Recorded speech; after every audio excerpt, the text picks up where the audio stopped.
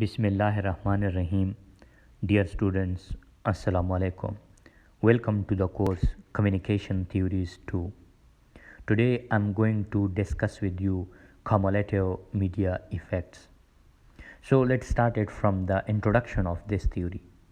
The cumulation of media effects describes a process during which numerous, often but not necessarily small, the effects accumulate over time as individual use a certain medium or specific media contents repeatedly. Cumulative effects are especially central in forming individuals' perceptions of reality and are therefore a central premise in several theories and approaches that explain media effects. For example, cultivation, agenda setting, or spiral of silence. Whereas the effects of single stimuli typically persists only in the short term. Cumulative effects of media messages are long-term effects. Researchers who study the effects of the mass media typically focus on the immediate short-term effects of a particular program or movie.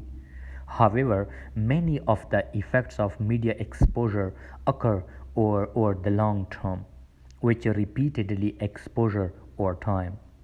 One important area in which there is extensive evidence for cumulative effects is media violence. By the 1970s, scholars concurred that early childhood exposure to media violence caused children to be more aggressive. As Leonard Aaron and his associate, they wrote a book which is the weight of evidence supports the theory and during a critical period in a boy's development. They wrote these things in 1972 that a regular reviewing and linking of violent television lead to the formations of a more aggressive lifestyle. The consensus of scholarly opinion in this area prompted the United Nations Surgeon Journal to issue a warning in 1972 about the cumulative effects of viewing violence in the media. While the short-term stimulating effects of media violence have been found in people of all ages, cumulative long-term effects have generally only been observed in children. Although the processes that underlie these cumulative effects were unclear in 1972, they have since been elaborated. The five major processes are as follow, like observational learning of behaviors and scripts, observational learning of attitudes and beliefs, emotional desensitization, cognitive justification processes, and cognitive cueing and priming. First, I will talk about the observational learning of behaviors and script, and later I will discuss the other processes. The observational learning theory is originally developed by the Albert Bandura and his colleagues. They developed this theory in between the 1963 and 1986. They proposes that children develop habitual modes of behavior through imitation and vicarious reinforcements. Identification with the model, the perceptions that the behavior is realistic, and the perceptions that the model possesses valued characteristics, influence whether a child will imitate the model. Furthermore, they said that the direct reinforcement of the child's own behavior leads to a continuation of imitated behavior patterns and resistance to extinctions.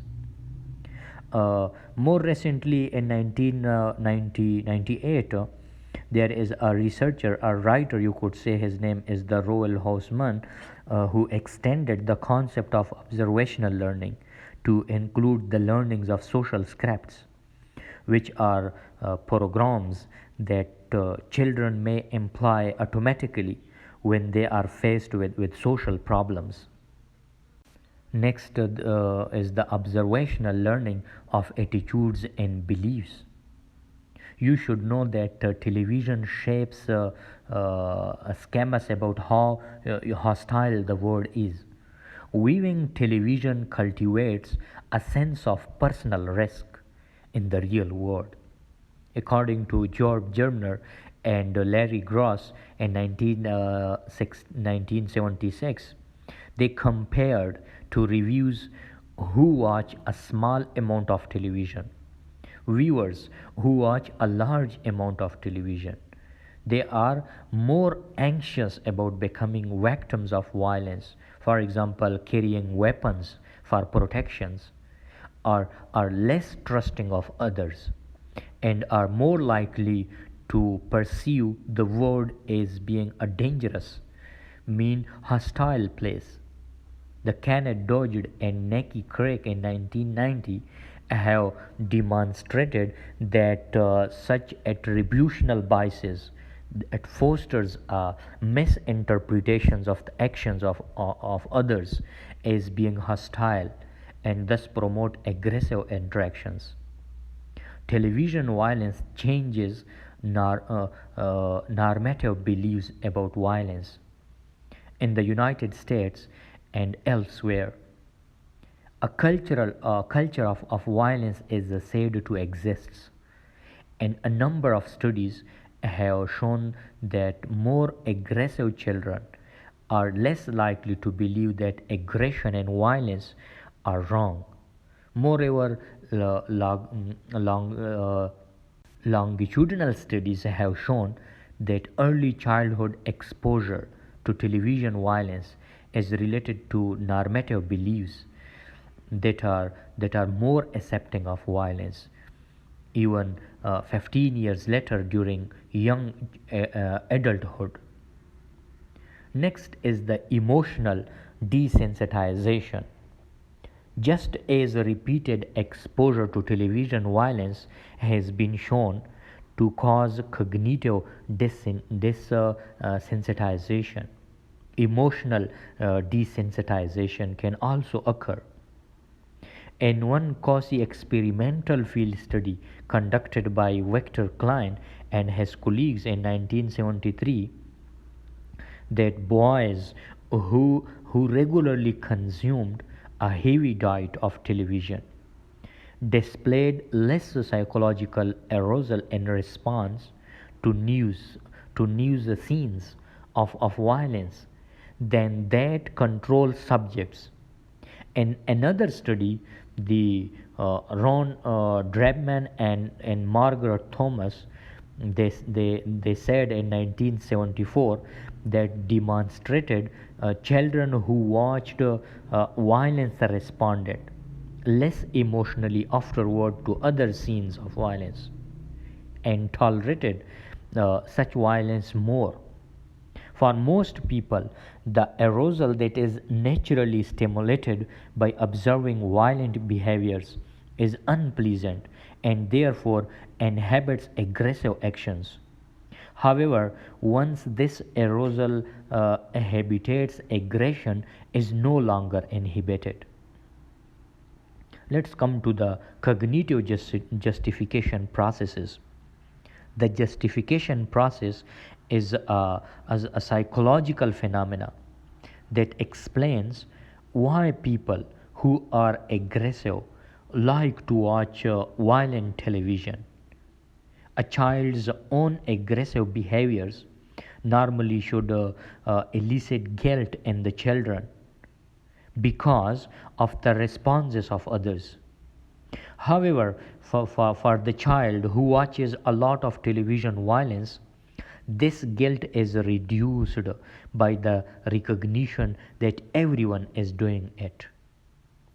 The child who has behaved aggressively and watches violent television programs, they feels justified and doesn't try to stop behaving aggressively.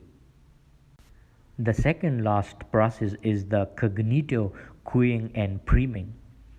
An important element of the cumulative effects of exposure to violence is the increase in the number of cues that become associated with violence for the viewer who watches a large amount of television. While the observational training or observational learning processes explains how exposure to media violence leads to the acquisition of violent scripts, priming theory explains why such violent scripts are more likely to be used. Like Leonard Berkowitz and his colleagues, they have proposed their research and studied between 1967 to 1993 that any cues that appears in violent videos, it become associated with violence and in the future can prime aggressive scripts. Just the sight of objects that have often been associated with violence, such as the guns, primes the retrieval of aggressive scripts. Furthermore, as Wendy Josephson in 1987 has shown, even an innocuous object like walkie-talkie that has been observed in a violent scene can subsequently stimulate aggression in a future encounter. The last process is the longitudinal research. The five processes that I have discussed with you help explain why the stimulative effects of media violence can be so strong for children.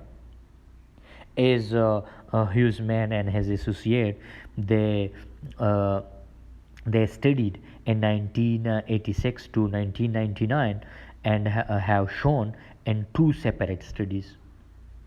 Children who grow up watching a steady diet of media violence are significantly more at risk to behave violently as young adults than are comparable children who watch less violence.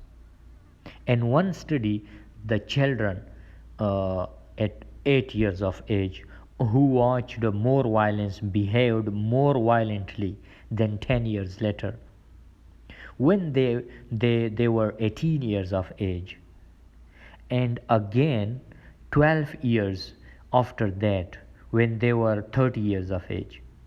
In a second study, the children between the 6 to 11 years of age who watched more violence, they will behave more violently 15 years later when they were between the ages of 21 or 26 years of age. Let's talk about the cumulative advantage model. This model was presented in 1980s in a line of work beginning in 1980s.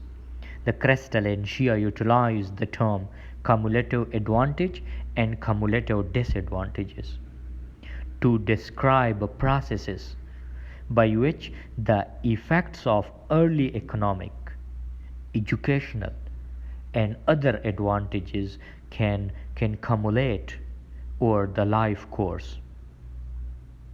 Initially, the process of diverging outcomes over the life course, leading to a highly disparate late life circumstances.